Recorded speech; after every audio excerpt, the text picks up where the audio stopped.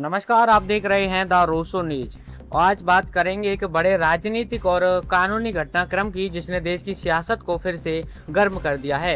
कांग्रेस नेता पवन खेड़ा को supreme court से अग्रिम जमानत मिल गई है और इसके बाद जो बयान आए हैं उन्होंने इस पूरे मामले को और भी ज्यादा चर्चा में ला दिया है। तो आइए इस पूरे घटनाक्रम को शुरू से लेकर अब तक विस्तार से समझते हैं। सबसे पहले बात करते हैं सुप्रीम कोर्ट के फैसले की। देश की सर्वोच्च अदालत ने कांग्रेस के वरिष्ठ प्रवक्ता पवन खेड़ा को अग्रिम जमानत देते हुए यह टिप्पणी की कि यह मामला पहली नजर में राजनीतिक प्रतिद्वंदिता से प्रेरित प्रतीत होता है। यानी कोर्ट ने यह संकेत दिया कि इस केस के पीछे राजनीति की भूमिका हो सकती है। यही बात इस पूरे मामले को और ज्यादा संवेदनशील और महत्वपूर्ण बना देती है। और सवाल ये उठता है कि आखिर यह मामला क्या है। दरअसल आपको बता दें, असम पुलिस ने पवन खेड़ा के खिलाफ एक मामला दर्ज किया था। आरोप यह था कि उन्होंने असम के मुख्यमंत्री हेमंत बिश्व शर्मा और उनकी पत्नी के पासपोर्ट की स्थिति को लेकर सवाल उठाए थे। इन बयानों के बाद विवाद खड़ा हो गया और यह मुद्दा तेजी से राजनीतिक रंग लेने लगा।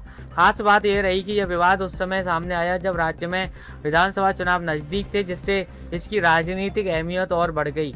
इसके बाद असम के मुख्यमंत्री हेमंत बिश्व शर्मा की ओर से पवन खेड़ा को लेकर कुछ तीखी टिप्पणियां भी की गईं, जिन्हें पार्टी कांग्रेस ने अनुचित करार दिया। इस तरह मामला सिर्फ कानूनी रहा बल्कि यह सियासी बयानबाजी का हिस्सा भी बन गया। अब आते हैं पवन खेड़ा के बयान पर, जो उन्होंने सुप्रीम कोर्ट से राहत मिलने के बाद दिया। खेड़ा ने इस फैसले को सत्य की जीत बताया और कहा कि यह राज्य सत्ता के दुरुपयोग के खिलाफ एक बड़ी चेतावनी है।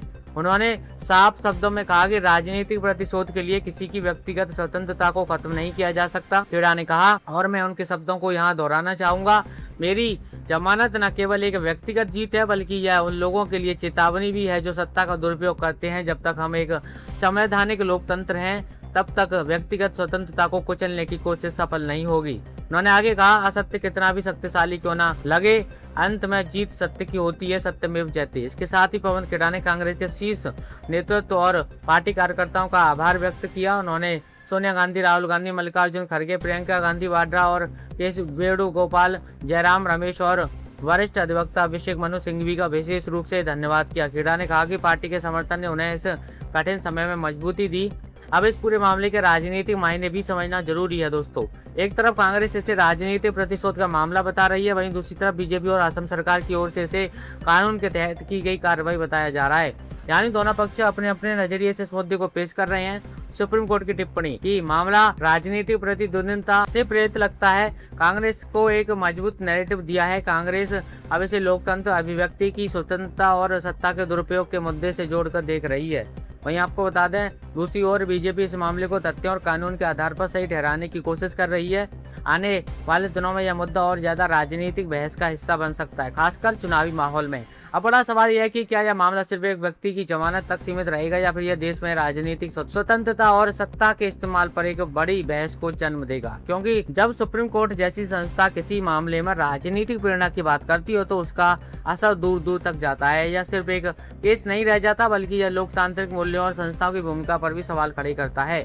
फिलहाल पवन खेड़ा को राहत मिल गई है, लेकिन मामला पूरी तरह खत्म नहीं हुआ है। आने वाले समय में इस केस की आगे की सुनवाई और राजनीतिक प्रतिक्रियाएं यह तय करेंगी कि यह मुद्दा किस दिशा में जाता है। तो दोस्तों, यह था पवन खेड़ा अग्रिम जमानत का पूरा मामला, विश्लेषण कानूनी, राजनीतिक और बयानबाजी के हर पहलू के साथ। अगर आपको ये वीडियो जानकारी पूर्ण लगा हो तो इसे लाइक करें, शेयर करें और हमारे चैनल को सब्सक्राइब करना बिल्कुल ना भूलें। साथ ही कमेंट में जरूर बताएं कि आप इस पूरे मामले पर कैसे सोचते हैं। क्या यह राजनीतिक प्रतिशोध है या फिर कानून अपना काम कर रहा है। धन्यवाद, मिलते हैं अगले वीडियो में एक और बड़े मुद्दे के साथ। तब तक के लिए नमस्कार, जय हिंद।